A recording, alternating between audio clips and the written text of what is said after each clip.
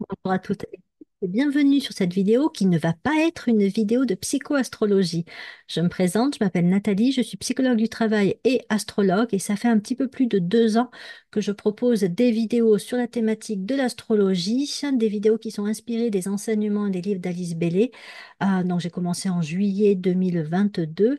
Et au départ, je me suis posé des questions sur comment fonctionnait YouTube pour tout ce qui est partage de vidéos. Et donc, je fais cette vidéo pour justement vous partager mon expérience dans l'utilisation de YouTube et vous montrer avec le plus de transparence possible ce que vous pouvez aussi en retirer, aussi bien en termes de fonctionnement global que de rémunération. Donc attention, hein, il ne s'agit que de mon expérience, donc forcément, ça peut être très différent d'une personne à une autre. Je n'ai pas une visibilité plus, hein. Je ne fais pas partie des personnes qui font des millions de vues sur YouTube.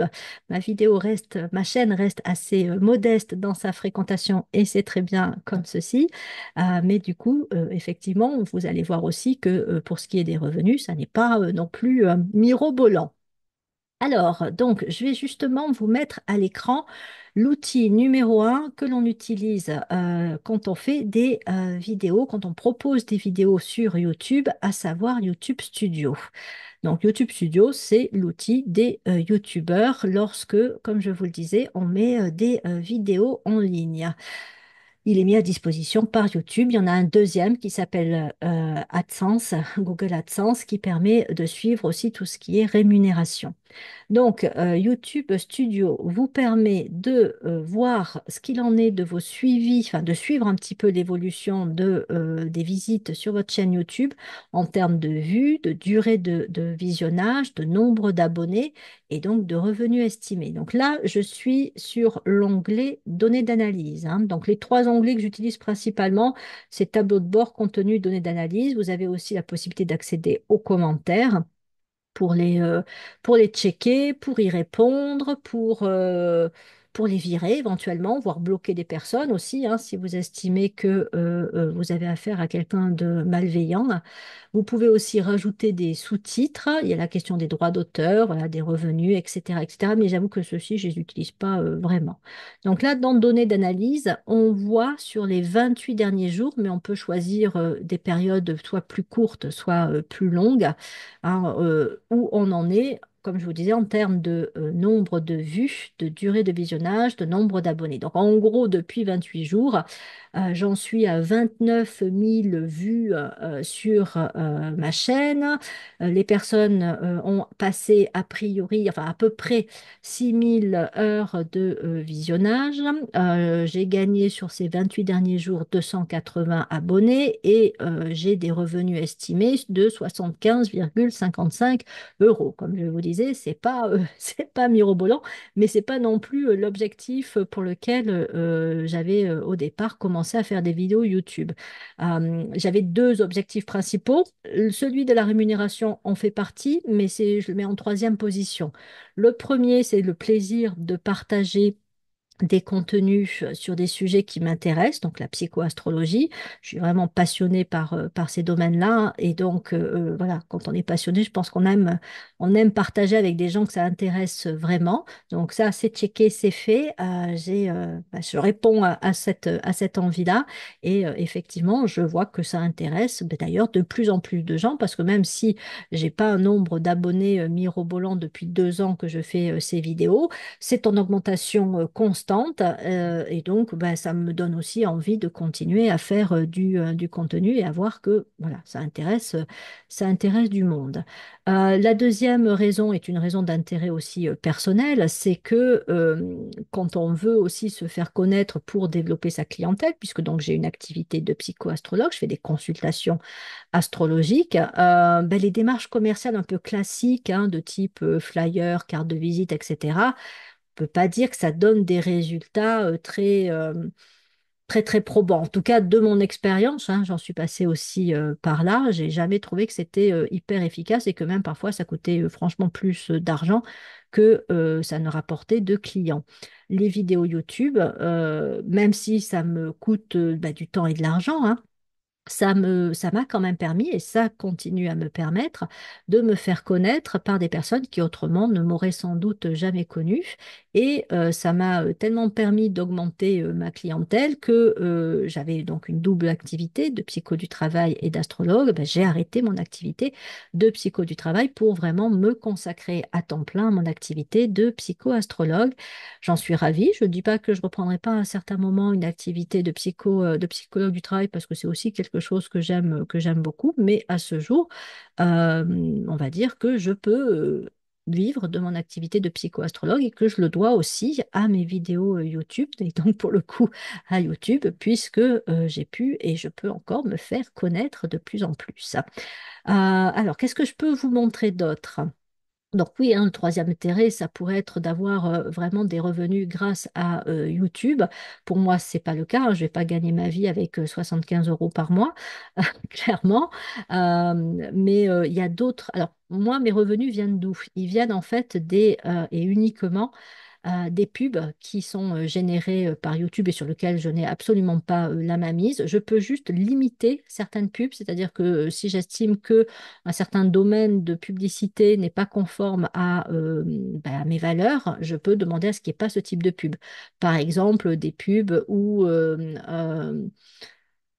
orientation politique, religieuse, enfin voilà, il y a certaines pubs que dont on peut dire, celles-là, on ne les veut pas sur sa chaîne. Donc, bah, du coup, ça peut peut-être aussi limiter, mais en même temps, je pense qu'il y a suffisamment d'annonceurs pour que, il y ait toujours effectivement des pubs qui apparaissent sur la chaîne. S'il n'y avait pas ça, bah, j'aurais pas du tout en fait de revenus via YouTube et bah, du coup ça, voilà, ce serait aussi comment dire. Je trouverais peut-être une autre façon de faire, de me faire connaître que de passer par YouTube. Il y en a d'autres, évidemment, hein, il y a d'autres supports, certains qui ont peut-être des effets aussi plus percutants que YouTube, mais bon, pour ma part, voilà, j'utilise et n'utilise que YouTube. Donc, les autres moyens de susciter des revenus grâce à YouTube, mais que je n'utilise pas, donc je n'aurai pas d'expérience à vous partager à ce niveau-là, c'est d'avoir des sponsors, c'est-à-dire que vous allez faire la pub pour, bah, ça peut être un produit, une application ou quoi que ce soit. Donc là, effectivement, ça vous assure aussi des revenus complémentaires.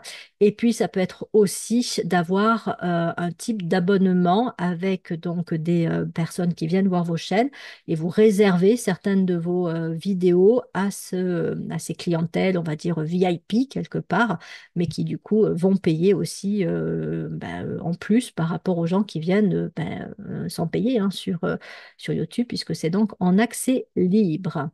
Donc voilà, trois sources de revenus à ma connaissance. Il y en a peut-être d'autres, mais voilà, comme je vous disais, comme je n'utilise que la méthode, on va dire, un peu basique de YouTube, je ne sais pas pour les autres. Pour ce qui est de la critère d'éligibilité, hein, comment on fait pour arriver à pouvoir avoir des revenus grâce à YouTube, la règle de base, c'est d'avoir au moins 1000 abonnés. Hein, tant qu'on n'a pas atteint les 1000 abonnés, même si on a pas mal de vues, eh bien, on n'aura pas de revenus. Hein. On n'est pas on n'a pas été sélectionné, en tout cas pour le programme, on va dire, de rémunération via YouTube.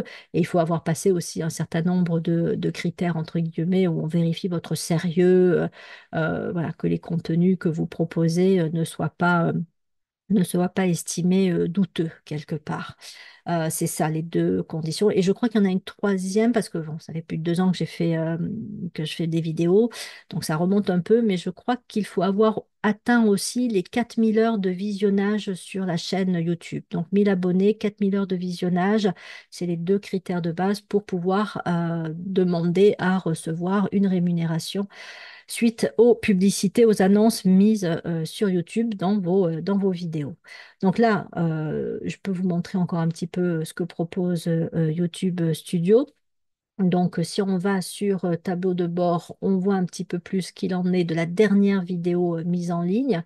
Donc, ma dernière vidéo que j'ai mise en ligne hier, nous sommes là le 21 septembre 2024 et j'ai mis cette vidéo en ligne le 20 septembre. Depuis le 20 septembre, enfin, depuis qu'elle est mise en ligne, elle a engrangé 511 vues. Les personnes ont passé en moyenne 19 minutes à regarder la vidéo. Et c'est vrai que plus les gens restent longtemps sur vos vidéos, plus en fait, hein, ça va susciter des revenus. En fait, il y a deux critères hein, pour avoir des revenus. C'est que ben, il faut que votre vidéo soit vue, donc c'est le nombre de visionnages, mais c'est aussi la durée, hein, puisque plus les gens restent longtemps sur votre vidéo, plus ils vont voir de publicité. Et donc voilà, encore une fois, c'est ce qui permet d'avoir des revenus. Je vois aussi que parmi bah, toutes les vidéos que j'ai postées depuis plus de 2 ans que j'en fais, celle-ci est classée numéro un, c'est-à-dire que elle est celle qui a eu le plus fort démarrage, ce qui montre aussi que justement ma chaîne est de plus en plus connue et que quand je mets une vidéo en ligne, en tout cas celle-ci, ça attire assez rapidement du monde. Après, ça ne veut pas dire qu'elle va atteindre voilà, un nombre élevé de visionnages, mais à ce jour, elle fait partie des vidéos bah, préférées en termes, encore une fois, de démarrage. Je vais vous montrer aussi comment on met en ligne une vidéo. Alors, en fait, donc là, vous avez, enfin là, quand vous êtes en contenu, vous avez votre listing de toutes vos vidéos mises en ligne. Et donc, vous voyez ben, par ordre, donc là, c'est classé par ordre de date, de la dernière vidéo à la plus ancienne. Bon, là, je ne vais pas tout remonter, hein, ce sont de mes vidéos de psychoastrologie. Je crois que j'en suis à ah oui, 322. Je n'ai même pas imaginé que j'en faisais autant. Donc en 2 ans, j'ai fait 322 vidéos et à ce jour, voilà, la dernière vidéo mise en ligne, comme je disais, voilà, on a le nombre de vues, on a aussi le nombre de commentaires.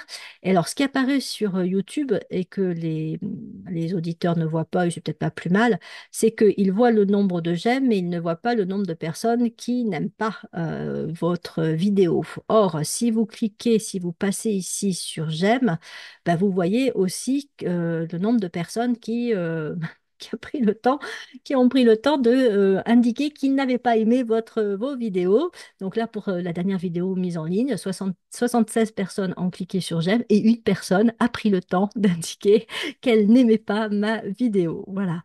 Quoi d'autre? Eh ben, en fait, vous pouvez aussi demander à voir de manière synthétique vos vidéos de la plus vue à la moins vue, en quelque sorte. Donc, ma vidéo qui, à ce jour, a fait le plus de vues, c'est celle sur le transit de Pluton en Verseau que j'avais postée le 1er mars 2023 et qui n'est pas loin des 20 000 vues, pour lequel il y a eu 111 commentaires et pour lequel je suis à 98,5% de j'aime et le reste de je n'aime pas. Voilà. Quoi d'autre? Ben, si je clique sur cette vidéo, je vais avoir des données. Donc, alors ça, c'est les données que moi j'ai mis quand j'ai mis la vidéo en ligne. Mais dans les données d'analyse, vous allez voir combien votre vidéo vous rapporte actuellement. Donc, donc ma vidéo la plus vue, hein, qui encore une fois est pas très très loin des 20 000 vues et des 3 000,4 heures de visionnage, a attiré, m'a permis de bénéficier de 534 abonnés, c'est-à-dire que les gens sur les gens qui regardaient ma vidéo, à ce moment-là, 534 se sont abonnés et a occasionné 33 euros, presque 34 euros de revenus estimés.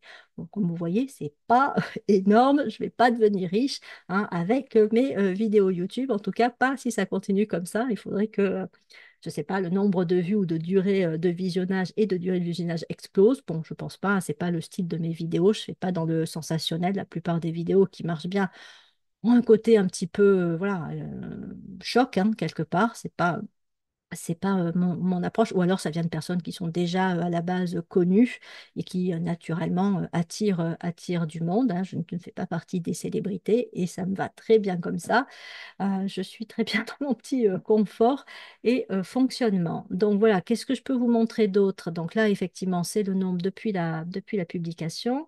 Ben, je vais vous montrer comment je mets une vidéo en ligne. Donc moi, je me mets dans contenu, mais on peut se mettre dans n'importe quel onglet parce qu'en fait, ce qui est important, c'est ce petit bouton créer. C'est là, à partir de là, et il est sur toutes les pages, hein. Si on se met sur tableau de bord, il apparaît toujours là.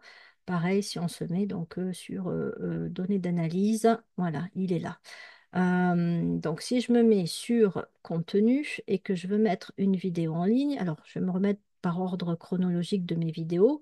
comme ça, ma dernière vidéo arrivera au-dessus, puisque c'est par ordre donc, chronologique. Donc en fait, moi, j'utilise un autre support pour faire mes vidéos. Je passe par Canva. J'ai l'habitude de l'utiliser, j'aime beaucoup. On peut faire de très beaux supports visuels et on peut aussi, pour le coup, donc enregistrer des vidéos. Donc, une fois que ma vidéo a été faite sur Canva, je la télécharge et une fois qu'elle a été téléchargée, eh ben, je vais aller la chercher dans le téléchargement pour la mettre en ligne sur ma chaîne YouTube. Donc, je clique sur Créer et je vais faire importer des vidéos. Je pourrais aussi passer au direct par YouTube. Je l'ai encore jamais fait, mais voilà, c'est pareil, hein, il y a des personnes qui le font régulièrement sur YouTube. Bon, je pourrais aussi rajouter, créer une nouvelle playlist, mais on peut le faire autrement. Je passe pas par ça pour le faire.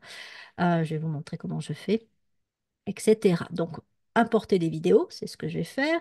Donc, sélectionner des fichiers. Et donc, elle est dans mes téléchargements. Donc, Vénus en Sagittaire. Voilà la dernière vidéo. Je suis dans la série des vidéos sur l'interprétation de Vénus dans le thème astrologique. Donc voilà, première page quand on commence à télécharger sa vidéo sur YouTube.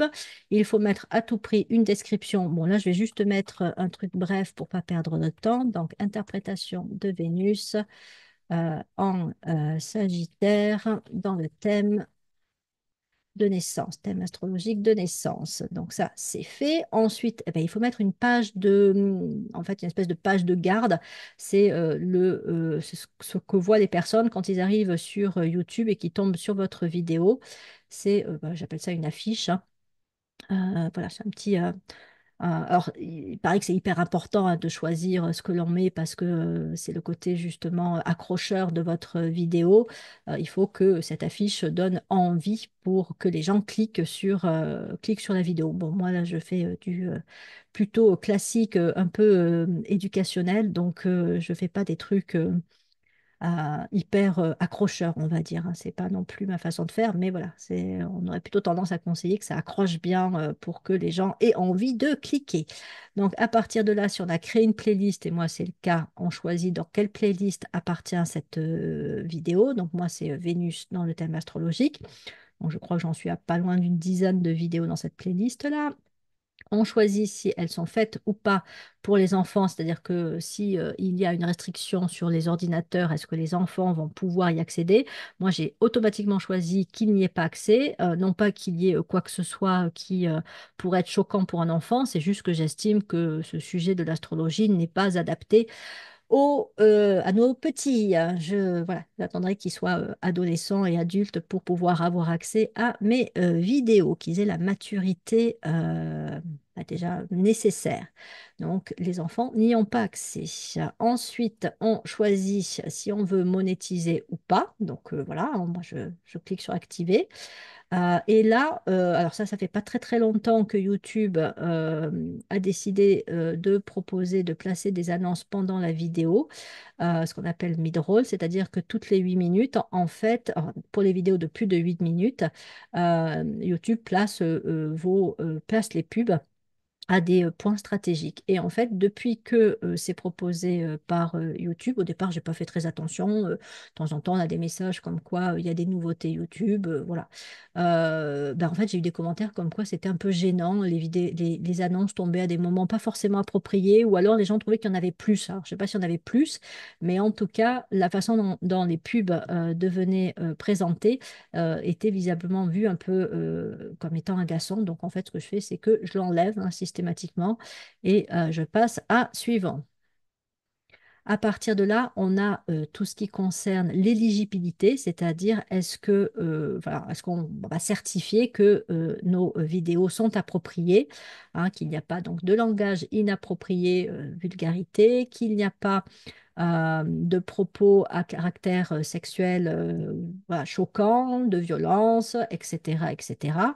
Donc, bon, moi, il n'y a rien de tout ça hein, dans mes vidéos. Donc, en même temps, voilà, hein, je certifie qu'il n'y a aucun contenu non adapté aux annonceurs. Donc, j'envoie l'évaluation. Et donc, il y a un contrôle YouTube derrière. Ensuite, je clique sur suivant. Là, j'ai la possibilité de rajouter des sous-titres, d'ajouter un écran de fin ou des fiches. Des fois, je rajoute un écran de fin, mais là, je ne vais pas le faire pour pas perdre de temps. C'est en fait qu'est-ce qui se présente comme vidéo lorsque les gens arrivent jusqu'à la fin de votre vidéo. Donc, ça peut être intéressant de mettre ses propres vidéos pour que ben, ils continuent à être engagés à regarder donc vos vidéos. Donc ça, c'est fait. Donc je clique sur suivant.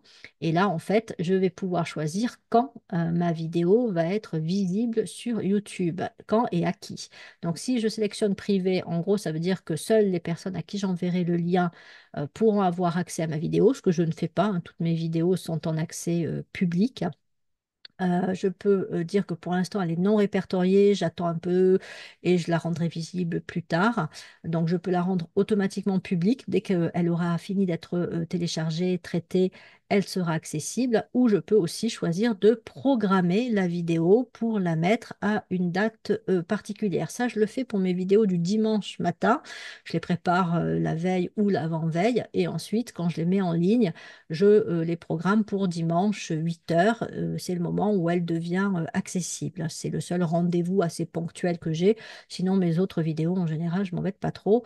Elles sont accessibles quand elles sont prêtes. Donc là, ma vidéo est en train de se télécharger. Pour l'instant, je laisse en non répertorié, hein. Je la mettrai en visible une fois que j'aurai terminé cette vidéo.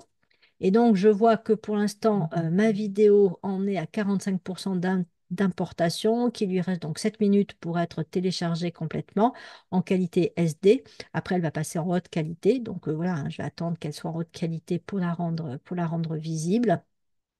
Donc voilà, tout ça est en cours, on va dire, hein, de téléchargement et par la suite, elle va, en fonction donc, de ce que moi j'ai décidé, être publique et donc visible par tout le monde. Et puis ensuite, elle va vivre sa vie hein, de vidéo avec les commentaires, enfin les vues, les commentaires. Alors les commentaires, on peut aussi hein, choisir de les verrouiller, c'est-à-dire que si on ne veut pas que quiconque mette de commentaires sur la vidéo, on peut bloquer ça. Bon, moi, je laisse les commentaires. Et puis, s'il y a des commentaires malveillants, et il faut être prêt à ça quand on est un youtubeur, hein, vous allez avoir, quel que soit votre domaine, vous allez attirer des personnes qui vont vous faire des commentaires malveillants, hein, qui vont peut-être même vous insulter ou ce genre de choses. Ça arrive à passer à travers les mailles des filtres de YouTube. Ben, en général, ces personnes, on va les bloquer. Et après, vous avez des commentaires que bah, vous ne trouvez pas forcément appropriés. Donc, vous pouvez supprimer le commentaire, mais quand même laisser à la personne l'accès de la possibilité de remettre un autre commentaire. Vous ne bloquez pas complètement la personne, vous enlevez juste un commentaire qui vous paraît inapproprié. Évidemment, hein, c'est votre chaîne, donc vous faites ce que vous voulez. Enfin, il faut que vous soyez confortable avec ça. Pour ma part, j'y mets tellement du mien, de mon expérience et du temps, parce que c'est énormément de temps hein, derrière, hein, le temps de créer une vidéo. Des fois, d'ailleurs, je m'y reprends plusieurs fois, hein. Je commence un enregistrement, je bafouille ou vraiment, enfin, je m'en sors pas très bien, donc hop, je recommence la vidéo. Donc derrière chaque vidéo, ce sont des heures de travail et puis des années d'expérience que bah, s'il y a des commentaires qui ne me conviennent pas, je vais pas m'embêter la vie, hein. Je vais les virer. Puis comme je vous disais, si c'est malveillant, je vais carrément bloquer la personne parce que voilà, si vous appréciez pas et c'est votre droit. Mais par contre, moi, je vous enlève le droit de me nuire, si je puis dire. Donc voilà, après, évidemment, chacun fera comme il faut, enfin comme il faut, comme il le sent lui, hein, comme ça lui correspond.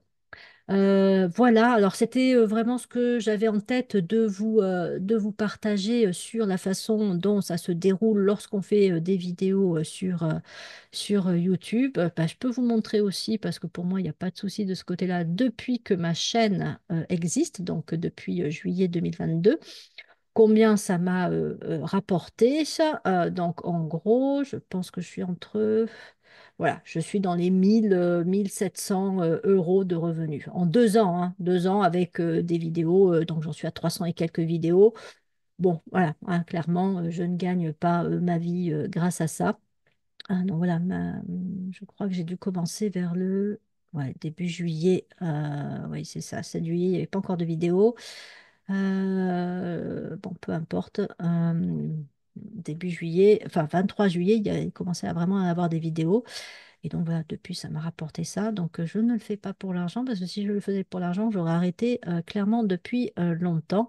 Mais n'empêche que ça m'a permis quand même de me faire connaître et d'avoir le plaisir de faire de plus en plus de consultations, parce que aussi, enfin, c'est quelque chose qui non seulement me fait vivre financièrement, mais me nourrit intérieurement.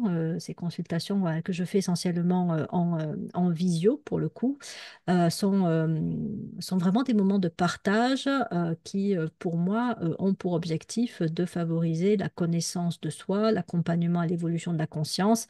C'est à ça que, enfin, c'est comme ça que j'utilise l'astrologie. Et encore une fois, grâce à YouTube, j'ai pu me faire connaître de personnes qui, sans cela, ne seraient sans doute jamais venues vers moi, ne m'auraient pas découvert. Alors, j'ai aussi un site YouTube, pardon, un site internet. Et donc, on peut aussi effectivement me découvrir comme ça, mais c'est clair que YouTube donne une visibilité quand même plus accrue.